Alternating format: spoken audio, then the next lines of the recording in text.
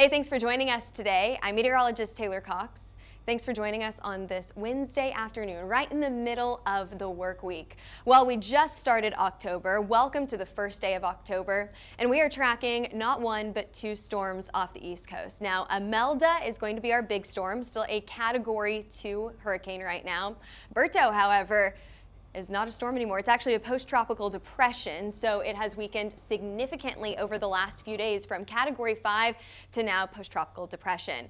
Meanwhile, on land, we are very, very quiet and warm as we start October. So we'll get into all of those headlines here in just a few minutes, but before we do, I want to remind you that if you have not signed up for the Storm Restoration Masterclass with Derek Klein yet, that happens less than a week from now. Head over to roofcon.com/2025-Oklahoma. And because we are nearing so close to this event, we officially have a 40% off coupon for you. Type in HailTrace at the checkout. We also have a fun event happening. Are you guys headed to Kent State for the OU game this weekend? Well, if you're not, or if you want tickets for it, we have another chance for you to win tickets. So we had this happen during the Auburn game. Two lucky winners got to go to the Auburn game. So you could go to Kent State, go to the Google Play Store or the Apple Store, wherever you have your HailTrace app, review it, take a screenshot of your review, and DM us that you reviewed our app. Give us 5 stars while you're there, and we'll get you entered into that contest. Alrighty, taking a look at what happened yesterday. It was very, very quiet outside yesterday. We had a few showers and storms off the East Coast here. We also have some moisture moving in from the west, but right in the center of the U.S., it's quiet out there. Not a ton happening across central U.S. Actually, it's pretty warm, especially for October. October 1st, it looks like a good portion of the U.S. is going to be warm. So here's what's going on. We've got a little boundary setting up right along the plains right now. That's not going to do too much. We've got a lot of moisture coming in from the west coast, and we've also got a lot of moisture sitting off in the southeast. Why? Well, it's because of Tropical Storm Imelda. Basically what it's doing is it's kind of creating this river effect, funneling in a lot of moisture all the way up the east coast of Florida, into Georgia, into Georgia, I think I was correct there, South Carolina and North Carolina as well. Here is Imelda. Here is what used to be Umberto. We've got these two storms that are circling out in the Atlantic right now. Really, Umberto, I don't even know if you can say that it's got any circulation left with it. It's extremely weak. It's wildly disorganized. It is a post-tropical depression at this point. We've got some dry air. You can see that right there. You see those blue areas right here? That's the dry air that is trying to infiltrate into Imelda, and it's going to help to weaken the storm over the next 24 to 48 hours as well as it continues to move to the east. Other than that, it's dry out there. It's pretty warm as well. It's a very warm start to October. We've got 82 degrees here in Oklahoma City, 82 in Kansas City. I saw a statistic earlier this week saying that the first part of October is going to be warmer for most than the last week of August. Now let that sink in. The first week of October will be warmer than the last week of August for a good chunk of the United States. Also, with this warm weather, we are pretty deprived of any severe weather at the moment. Take a look at your significant hail model. No, nothing is messing up right here. We don't have any of those yellows or oranges or reds on the board right here. No, we are just not expecting any hail today. If we do get any hail, it's going to be small, up to the size of a penny. Small hail. This is what we call pocket change hail, if any at all. So for your hail forecast today, no significant hail expected. We're going to go through this pretty fast because there's not a ton of weather to talk about other than just off the East Coast with Hurricane Imelda. So we may have a few pop-up showers here and there. You can see that we're trying to get rain across Oklahoma over the next 24 hours. I'm very doubtful that that's going to happen for a lot of us. Most of us will stay dry, and unfortunately that's going to enhance the drought across most of the central portion of the U.S. Meanwhile, we've got the East Coast, which could have some flooding issues over the next few days because of all of this moisture that is funneling into this area.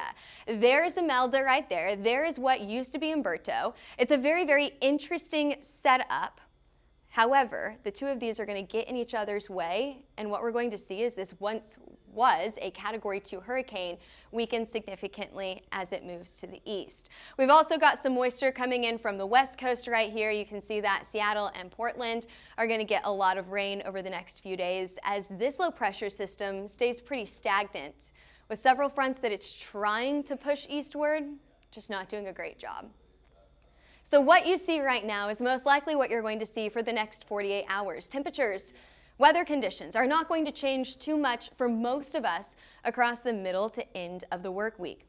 We've got some flood conditions out on the west coast for tomorrow. We've got some flood conditions out on the east coast for tomorrow as well. Again, that all coming from Imelda, especially all that moisture that's funneling in from that storm.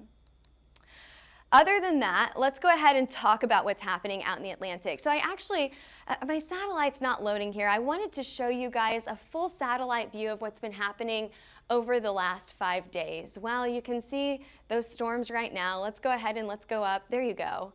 You can see that what these storms were doing 5 days ago. Back on Friday of last week, Imelda was still a low pressure system. We had a Cat 4 hurricane by Saturday. Do we see Cat 5? I think by Sunday, didn't we have a Cat 5 in here? Low pressure, there you go. There's your rapid intensification to Humberto, making it to a Cat 5. Now this was quite an impressive storm. As you see the proximity that these storms have to each other, they started to interact with each other. And that, along with some upper air movements, some upper level movements, what we were seeing here is that push out to the east. And so these storms, instead of taking that westerly turn, turned up to the north and then back to the east. And that's what we see right now, especially as the storm continued to weaken. So our current tracks, we've got Humberto right there, a low pressure system at the moment. We've got 70-mile-per-hour wind speeds and moving to the northeast at about 23 miles an hour. Now you may say, hey, that's some pretty strong wind. Why is this still not categorized as a tropical storm or a Cat 1 hurricane? Well, that's because it really does not have that rotation anymore. You can't see a clear eye, you can't see a clear center, it does not have that circulation.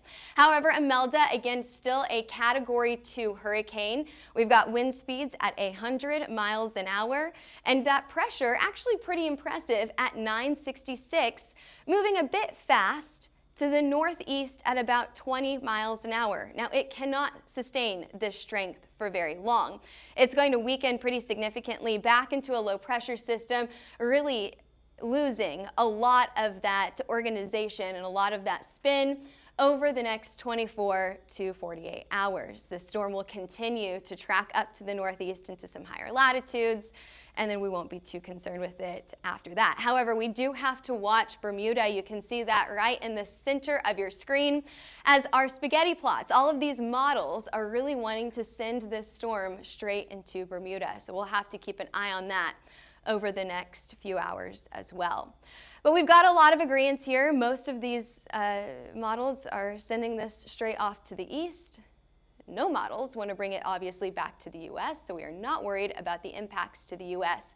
Really, the biggest impact that we're seeing right now is that moisture that's moving across the east coast.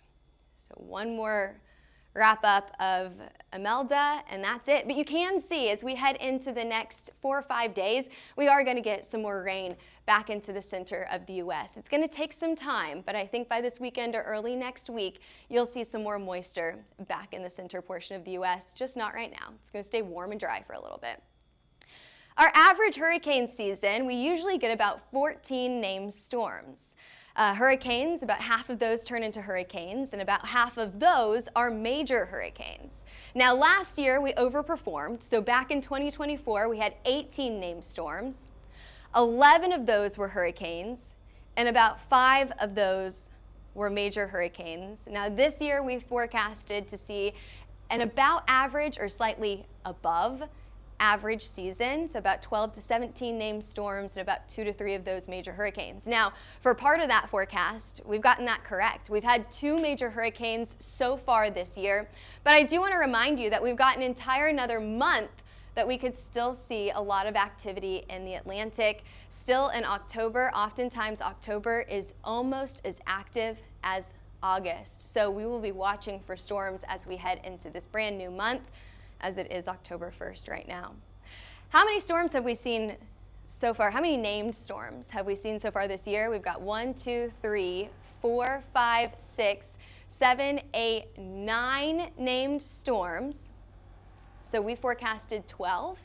Just 3 more, and that forecast is going to be dead on. Alrighty, moving back to the U.S. now.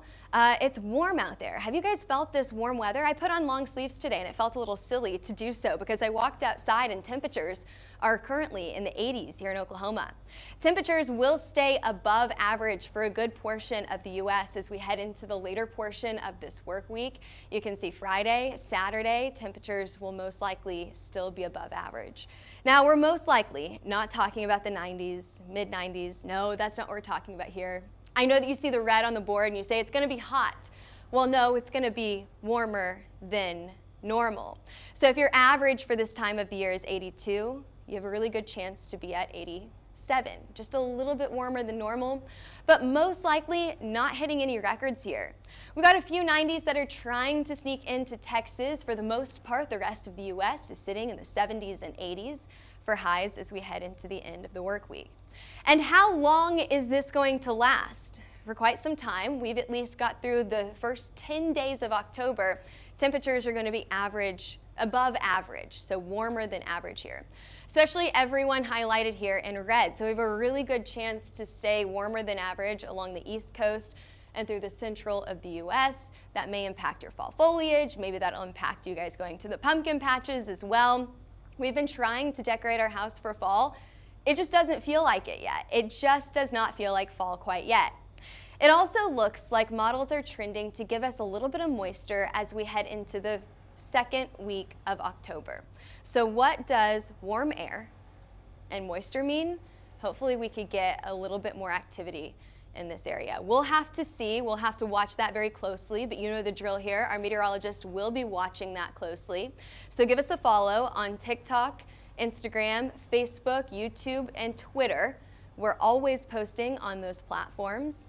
And give us a call if you're interested in a hail, wind, or tornado map. This is the perfect time of year to be focusing on those places that were hit a month ago, maybe 2 months ago, maybe 6 months ago. Rework those areas, and we have the maps of those storms. So give us a call at 855-334-4245 or email us at info@hailtrace.com or head over to our website, hailtrace.com, for more information. All right, thanks for joining us today. Short forecast for the middle of the work week. We'll see you back.